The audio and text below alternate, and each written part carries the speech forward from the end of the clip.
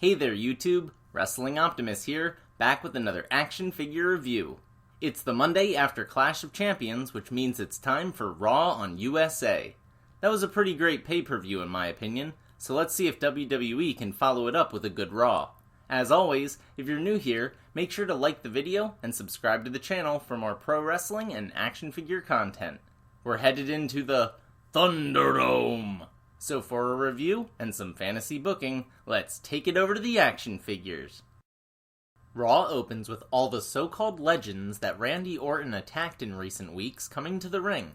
Each helped Drew McIntyre win his ambulance match last night to retain his WWE Championship, and they're back to help celebrate. Shawn Michaels introduces Drew, who comes out in a sick leather jacket. McIntyre puts over the other men and what they've done for him. Michaels says that while they were all injured, thanks to Randy, they got together to plan their revenge, and if Drew is upset that they interfered in his match, it was all Ric Flair's idea. Drew laughs and says he proved he could beat Orton at SummerSlam, so he doesn't mind at all. Randy appears on the Tron. He doesn't care that he lost, he still wants the title, and he knows that he won't have to beg for another shot because he's Randy Orton. He's going to remind everyone what happens when you cross the Legend Killer. With that, he seemingly leaves the arena. Back to Drew, he's inspired by the 4 former world champions standing in the ring with him and decides to put his title on the line tonight. With that, he issues an open challenge to anyone who he hasn't faced yet. Kayla Braxton asks Zelina Vega about her rematch tonight for the Raw Women's Championship. Asuka interrupts and says, "You're not ready, but I'm ready for you."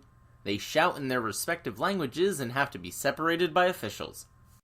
That match is next, and it's much better than last night in my opinion. Unlike then, Asuka is aggressive from the start, almost tapping out Zelina immediately to an armbar.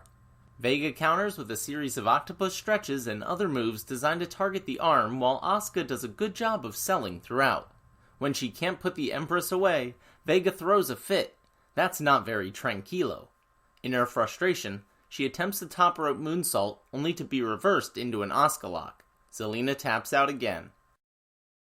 Yes, she lost again, but in kayfabe, she's a rookie, so that makes sense. Although she's better with Andrade, I do think there's potential here for a singles run. This match showed her strategic approach, which makes up for her lack of size. But her fiery Latin temper gets in the way. It's a classic character. We immediately come back from a commercial to Andrade cutting a promo on Zelina. He says she's nothing without him. She blamed him and Angel for everything, yet lost her first 2 matches.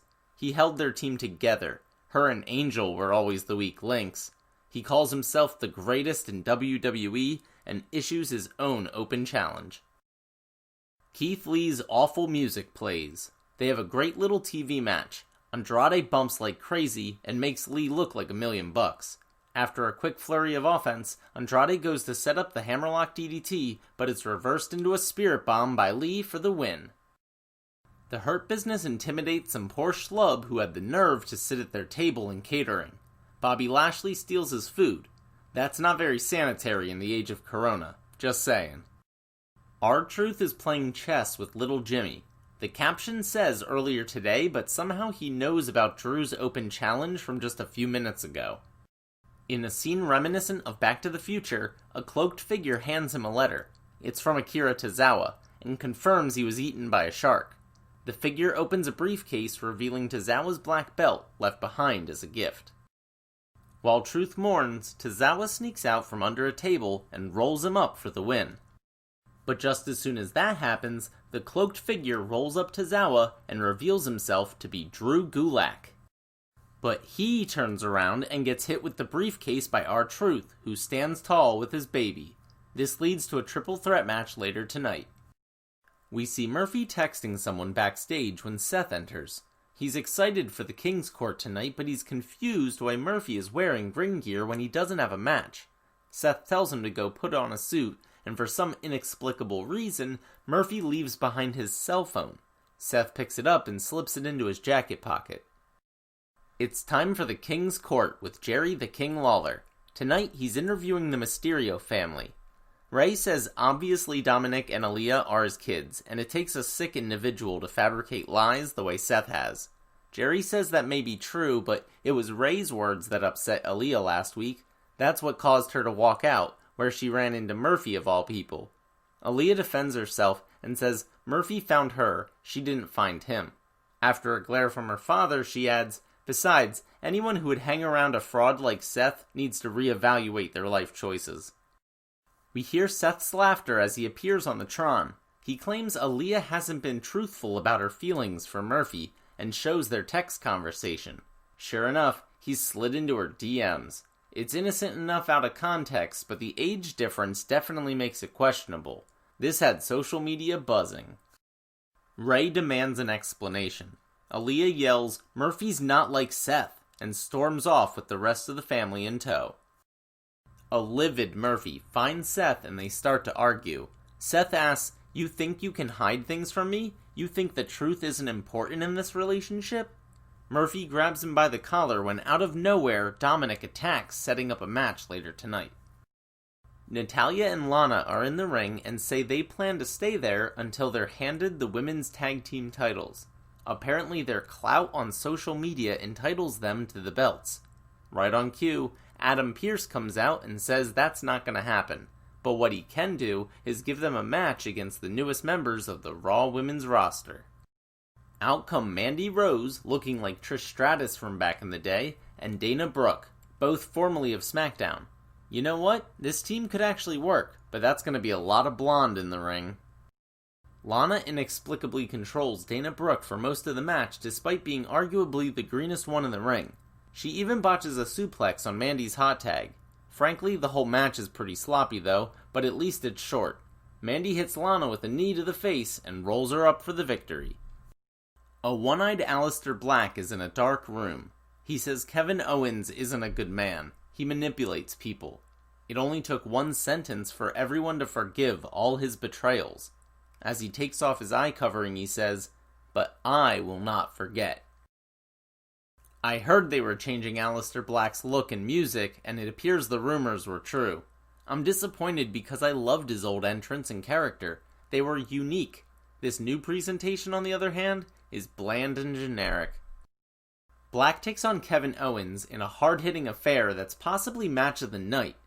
Unfortunately, WWE can't leave well enough alone, and we have another screwy finish. Aleister accidentally elbows the ref and gets DQ'd. While they argue, KO hits Black with a stunner and stands tall.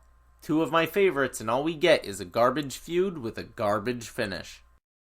The Hurt Business catch Mustafa Ali coming out of their dressing room. He claims to have gotten lost. Apollo and Ricochet show up and challenge the Hurt Business to a 6-man tag match. Ugh, can this feud please be over? R-Truth defends his 24/7 championship against Akira Tozawa and Drew Gulak in a triple threat match. Gulak and Tozawa team up on Truth for most of it, giving the match a handicap vibe. There's an accidental ref bump here too, but this one doesn't end in a DQ. Tozawa hits a senton off the top rope. R-Truth hits him with a facebuster and then follows it up with an attitude adjustment on Gulak to retain his title, even though commentary claims that he won it back. Charlie Caruso interviews Mandy Rose and Dana Brooke about their move to Raw and their new team. They say they've always been friends, so it just made sense. Although they understand that the Riot Squad are the #1 contenders, they're coming for whoever wins that match. Dominic takes on Murphy next in the match set up earlier tonight. He's super aggressive throughout, taking out all his anger on the Disciple. When he goes for a kendo stick under the ring, Aaliyah comes out. Dominic yells at her to leave, saying he needs to handle this. In the heat of their argument, Murphy rolls him up for the sneaky victory. In a rage, Dom lays into Murphy with the kendo stick until Aaliyah stops him. He yells, "Do you have any idea what you've done? I'm doing this to protect the family. Dad was right. You are naive." That triggers her. She slaps him across the face and storms out again. Dolph Ziggler tells Adam Pearce that he is just the guy for Drew McIntyre's open challenge. They go to Adam's office to talk because apparently Adam has an office now. Before their match, MVP cuts a promo explaining that Cedric Alexander is away at Hurt Business Boot Camp, whatever that is. He makes a great point about Apollo and Ricochet doing the same thing over and over but expecting different results. That's the definition of insanity. And he's right, this feud should have been over months ago. The Hurt Business won, let it go. Anyway, here we go again with another 6-man tag match. The babyfaces jump Bobby Lashley at the bell. As MVP battles back, the lights flicker and the word Retribution shows on the screens. They cut to commercial, but we come back to nothing. What? The match is okay. Ricochet and Ali in particular show off their athleticism. Apollo takes out Lashley, Ricochet takes out Benjamin, and Ali hits the 450 splash on MVP to finally get a win for the babyfaces.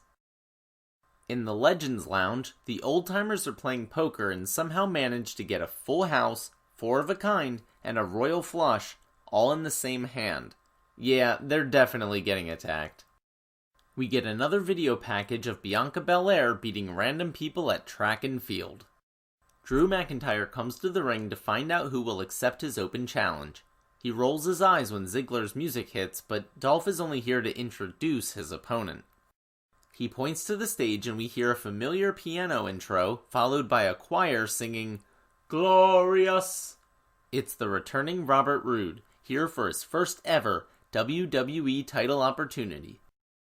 Are we sure this isn't an NXT title match from 2017? Seriously though, it's actually pretty good. Dolph gets involved throughout to give Roode the advantage. Later, he even takes a Claymore for Roode, which sets up the glorious DDT, but Drew manages to kick out at 2. Finally, McIntyre connects with the Claymore on Roode himself and retains the WWE Championship. The camera cuts backstage to a masked man in a janitor's outfit. He takes a chair and heads for the Legends Lounge. When he removes his hood, it's Randy Orton. He puts on a pair of ski goggles that I guess are supposed to be night vision, walks in, and turns the lights off. We hear a few terrible sound effects, and when the lights come back on, Randy is standing there with the legends laid out. With his task complete, Orton pulls up his hood and goes back to his janitor's cart, pointing officials towards the carnage along the way as he slowly walks off. All 5 members of Retribution were forced to self-isolate due to COVID concerns. That's why they weren't on the show. But why tease their appearance at all then? Raw Underground also didn't happen, although no word as to why other than it usually sucks. The 2 biggest stories on Raw, Seth vs. the Mysterios and Randy vs. Drew and the Legends, should have concluded at Clash of Champions, yet they're still going. In fact, most of Raw is spinning its tires these days. I think that's because they're stalling for time until the draft, so they don't want to book any new angles. However, SmackDown is in the same boat, and they still have compelling, emotional stories, so that's really not an excuse. This episode was mediocre to poor, from top to bottom, and Monday nights continued to be the weakest night of the wrestling week. So sad. Alright, that'll do it for Monday Night Raw. Thanks so much for watching. Let me know what you thought in the comments down below.